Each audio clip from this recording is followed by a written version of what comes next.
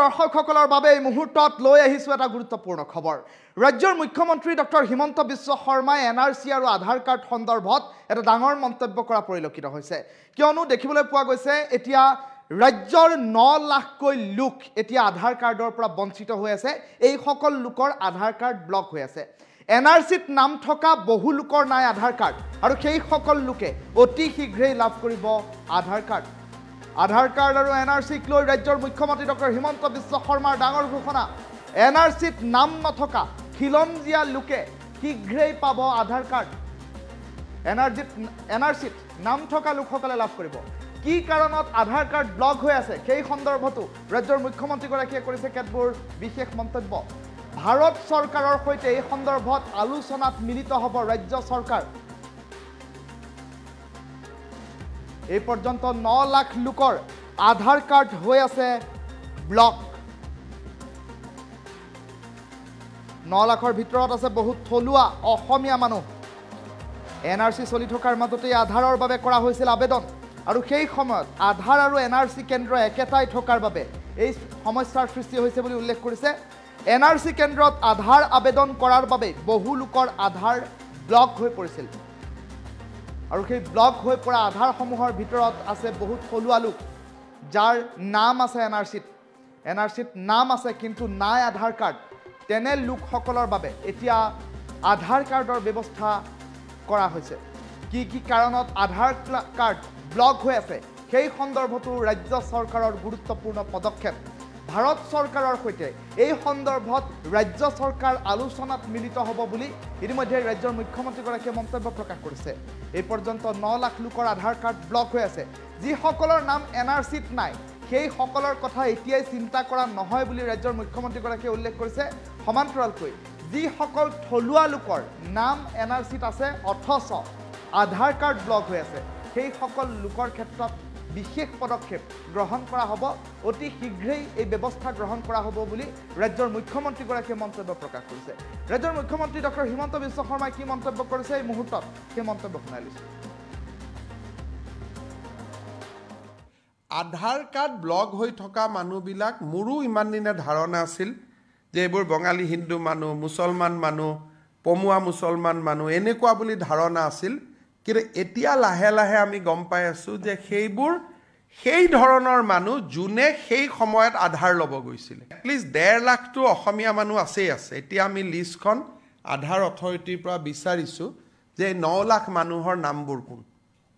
প্ৰথম মোৰো ধাৰণা আছিল যে এই 9 লাখ এনআৰসিত নাম নোহোৱা মানুহৰ নাম আধাৰত ব্লক হৈ আছে বুলি।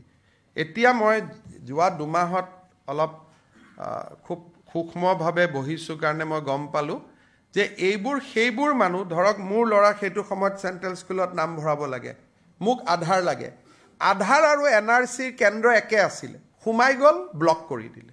সেইকাৰণে মানুহবিলাকে মোক মিটিঙত গ'লে এইবাৰ ইলেকশ্যনত মই গম পালোঁ নাহৰকটীয়াত অসমীয়া মানুহবিলাকে আহি মোক ধৰিলে, ছাৰ আমাৰ আধাৰ ব্লক হৈ আছে। মই ক'লোঁ আপোনালোকৰ নাম এনআৰচিত নাছিলে নেকি? বোলে নহয় এনআৰচিত আছে। ড্ৰাফটত নাছিল নেকি? বোলে নহয় ড্ৰাফটতো আছে। তাৰপিছত মই এটা মেজিষ্ট্ৰেট ইনকুৱাৰী দিলোঁ। ৰিপৰ্ট আহিলে যে তেওঁলোকৰ নাম ড্ৰাফটতো আছে, তেওঁলোকৰ নাম ফাইনেলতো আছে। তেতিয়া আমি ইনকুৱাৰী কৰিলোঁ যে এওঁলোকৰ এনআৰচিটো কিয় ব্লক হ'ল।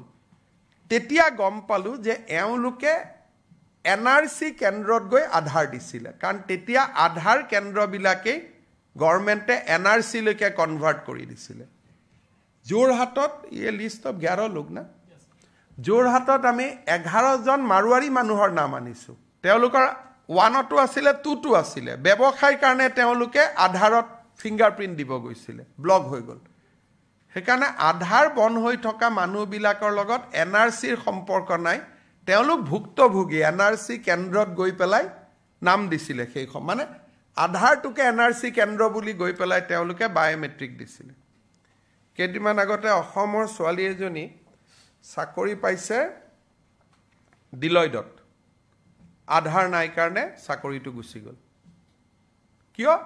পিছত মই সুধিলোঁ যে ভণ্টি কিয় আধাৰ নাই? বোলে মই সেইটো সময়ত আধাৰ দিব গৈছিলোঁ, টাইমিংটোৰ কাৰণে কিল হৈ গ'ল মানুহবিলাক। সেইকাৰণে আধাৰৰ কাৰ্ড ব্লকৰ যিটো কেছ সেইটো এতিয়া আমি লিষ্টখন চাই আছোঁ। যদি আমাৰ এছেছমেণ্টটো শুদ্ধ হয় আমি ভাৰত চৰকাৰৰ লগত এক্টিভলি লাগিম যাতে NRC-খিনি অন্ততঃ থলুৱা বা ভাৰতীয় মানুহখিনিৰ খুলি দিয়ে যাৰ যাৰ NRC-ত নাম আছে নাম নোহোৱাখিনিক ব্লক কৰি ৰাখক আমাৰ কোনো ক'বলগীয়া নাই সো সেইটো লাইনতো এতিয়া আমি কাম কৰি আছো আমি সমস্যাবিলাক কমাব গৈ আছো যাতে অসমখন মোৰ এটা মনত ইচ্ছা আছে 2026 লৈকে যিমান সমস্যাবিলাক কমাও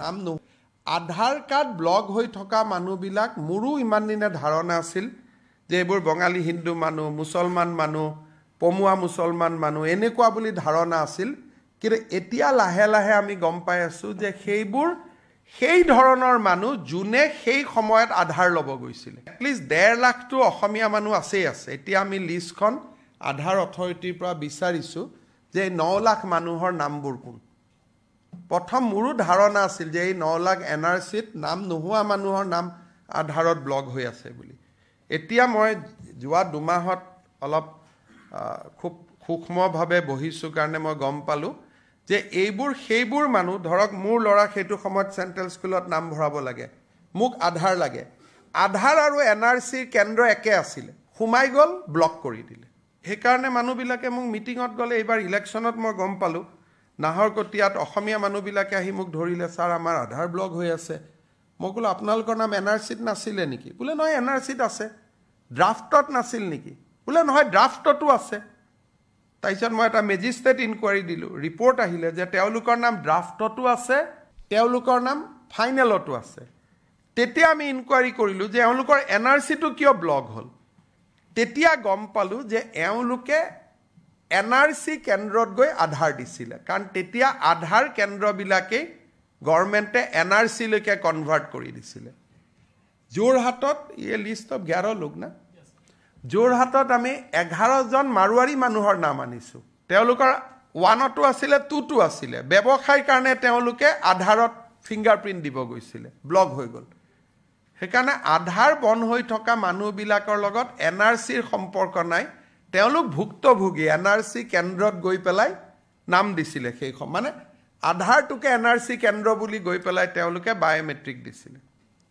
কেইদিনমান আগতে অসমৰ ছোৱালী এজনী চাকৰি পাইছে ডিলয়ডত আধাৰ নাই কাৰণে চাকৰিটো গুচি গ'ল কিয় পিছত মই সুধিলোঁ যে ভণ্টি কিয় আধাৰ নাই বোলে মই সেইটো সময়ত আধাৰ দিব গৈছিলোঁ টাইমিংটোৰ কাৰণে কিল হৈ গ'ল মানুহবিলাক সেইকাৰণে আধাৰৰ কাৰ্ড ব্লকৰ যিটো কেছ সেইটো এতিয়া আমি লিষ্টখন চাই আছোঁ যদি আমাৰ এছেছমেণ্টটো শুদ্ধ হয় আমি ভাৰত চৰকাৰৰ লগত এক্টিভলি লাগিম যাতে NRC-খিনি অন্ততঃ থলুৱা বা ভাৰতীয় মানুহখিনিৰ খুলি দিয়ে যাৰ যাৰ NRC-ত নাম আছে নাম নোহোৱাখিনিক ব্লক কৰি ৰাখক আমাৰ কোনো ক'বলগীয়া নাই সো সেইটো লাইনতো এতিয়া আমি কাম কৰি আছো আমি সমস্যাবিলাক কমাব গৈ আছো যাতে অসমখন মোৰ এটা মনত ইচ্ছা আছে 2026 লৈকে যিমান সমস্যাবিলাক কমাও